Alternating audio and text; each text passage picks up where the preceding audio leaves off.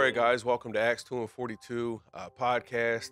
I wanted to go ahead, if you give me a few minutes of your time, I wanted to go ahead and give you some background information, some more in-depth information as to a recent request I put out on social media for fundraising efforts. Not for myself, not for me personally or something I'm doing, but for something a friend is doing. So I'm kind of a more casual, just Cash App, PayPal, send a couple dollars type of guy. If a friend reaches out to me, I'm very informal and I don't need a whole lot. So I did the same thing. I put it out on the channel that, look, I have a friend. He's trying to help buy a family their freedom that's currently in slavery. And the goal is $1,500. And if you can help, let me know. I mean, to me, it's as simple as that. But so I understand that information helps. And I understand that there's a lot of scams out there. So I want to tell you that this is a person I know personally that, as you'll see in the pictures and clips I'm getting ready to show you, for you to give or for you to be connected to this cause, there's only like 2 or 3 degrees of separation from you to the actual family that's being free. It's not a big corporate process. His name is Emmanuel Doulat. I know him. I know of his brothers in the ministry in Pakistan. I personally know them, and I'll explain that to you. And this is work they're personally doing with people that they're helping in Pakistan. So like I said, there's like 2 degrees of separation, 3 if you count you. So it's not the deposed king of Nigeria. It's nothing crazy, internet, email scam. So I want to do this the right way. I want to share, the pictures, the names, the faces, location, the right way so that you can make an informed decision, and just do it the right way. So like I've mentioned already, the cause is for families that are currently in slavery today.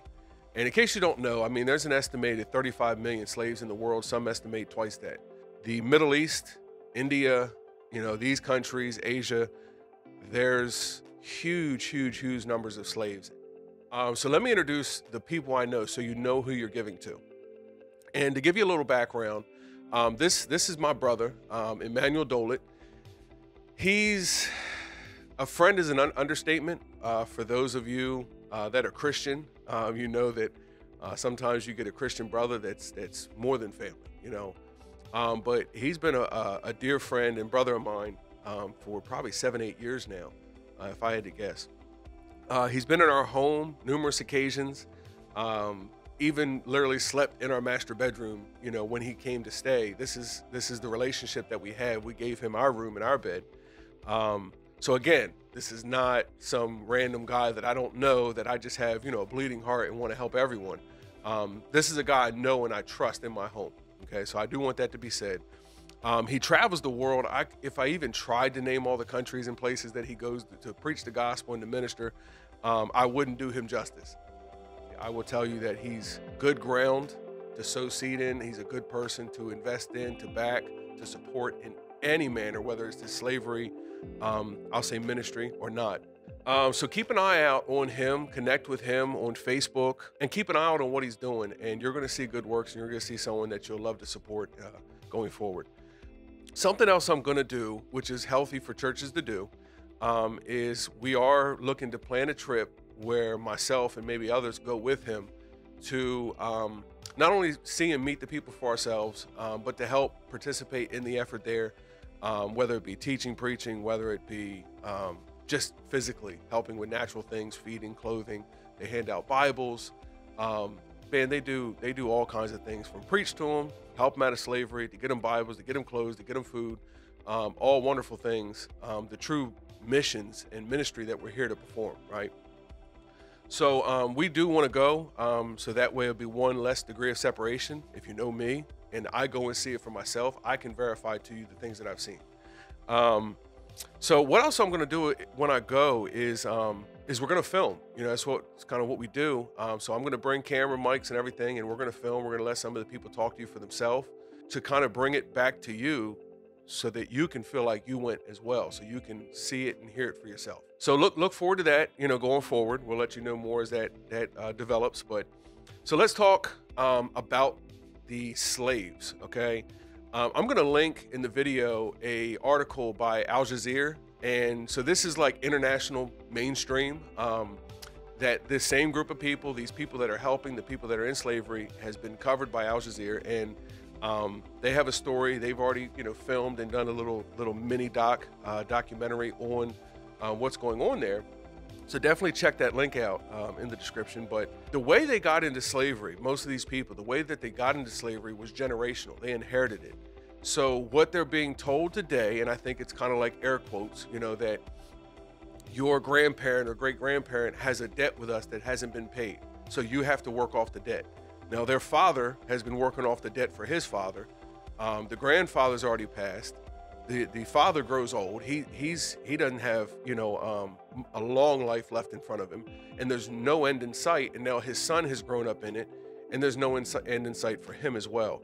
So it's like indentured servitude / slavery, because they can never pay off the debt. They don't earn enough. They don't make enough, even though they work long hours. They work in dangerous situations and for little or no pay at all. And even if they were to get pay, it's never enough to even put a dent in the debt. So there's no end in sight. Their children are going to be slaves and so forth. So now what Emmanuel and what the church in Pakistan is doing, they're trying to help one family at a time, one group of people at a time, to essentially buy them their freedom. It's about $2,000, right, for a family to both pay the debt and to pay a lawyer to do this legally. But this is what the money goes to. And when I hear that, $2,000 will give a family their freedom. I mean, if it gives one person their freedom, right? I don't care who the person is. I don't care what they do with that freedom. I don't care if they acknowledge the Lord Jesus Christ. I don't care if they live in sin. I don't care if they're a barbarian. I don't care. Imagine what we do here in America with $2,000 on a regular basis. Imagine what we do with $100. Imagine what we do with $50. I mean, if a couple just goes out to dinner, the bill's going to be $40, $50, right? So you get to go out to dinner, and I'm not judging what you do because we all do it, but I'm just comparing the dollar amount and what we get to experience. But we don't even realize that our freedom's already been paid for, right? The fact that we live in this country and we're actually free to go to dinner if we'd like, or to earn a good living if we'd like to find another source of employment. That price has already been paid. There was a price paid, but it's already been paid for us. That even if you just sacrificed one night out at dinner and just sent $50, that's $50 towards someone living free for the rest of their life. All it would take is $2,000. That's insane to me. I mean, that's worth $2 million.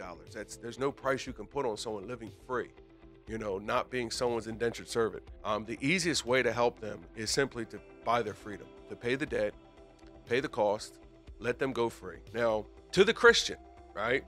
Don't worry. They preach the gospel to them as well. And there's pictures here of their tent meetings that they have with the brick kiln slaves, the workers, to the ministries at Christmas time. They have dinner with them, give them gifts, they give them clothes, they give them Bibles. So they serve them spiritually and naturally. And I want to point that out to the Christian that's worrying and saying, look, earthly freedom is good, but what about heavenly? What about their soul? What about, them hearing the gospel? That is never neglected. If you know Emmanuel Doulat and the ministry there in Pakistan, the gospel is never lost on anyone. It's never forgotten. It's never takes a back seat.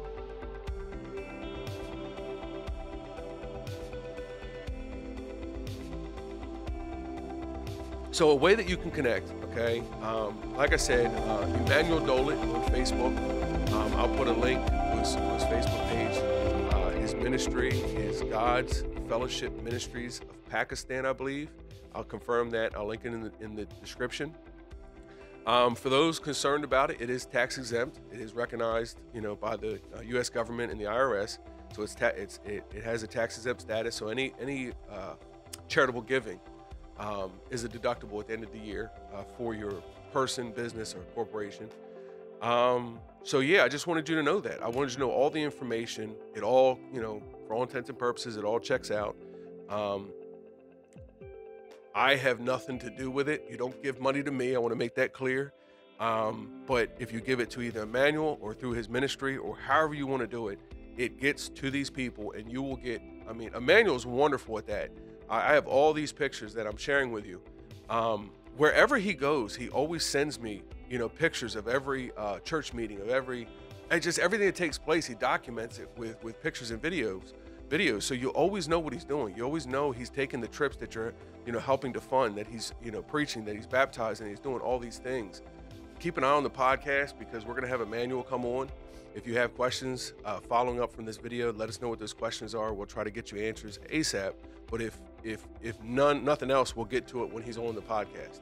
From here, just if you can help, that would be great. We've given you the channels where you can make donations and contact Emmanuel to do so. Even if you can't financially give, which some of us can't, and I get that, just that little bit of interaction on social media, just liking, sharing, subscribing and things, that tells the internet this information is valuable, it's important, and what it'll do is it'll show it to even more people. So that's a very simple contribution you can make just starting off, is liking, sharing, and commenting. We'd love to hear from you. We'd love the support. Thank you very much for listening, and stay tuned, acts2and42.com.